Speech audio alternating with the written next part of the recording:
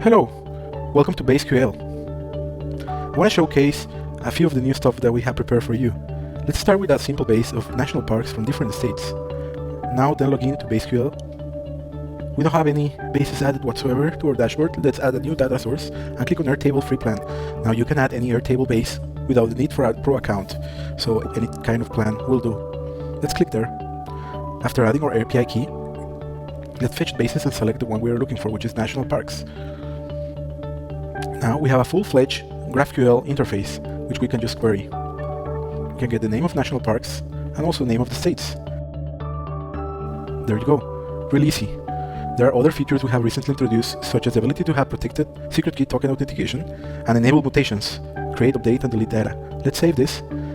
This is still working here because it's authenticated, but if we try to open from an external source, it will say not authorized. Let's disable those. We have a full-fledged documentation on the right side. You can see everything that this endpoint is capable of, all for free. If you click on base info, you can refresh the database, the base, in case you have made changes in the Airtable base. Remember, you can still use BaseQL directly in Airtable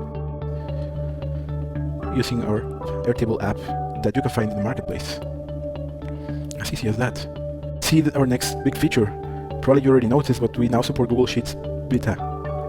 So we have an example sheet here. We just need to copy the URL and paste it in the BaseQL interface. Afterwards, it will ask you for your authorization for BaseQL to access that data.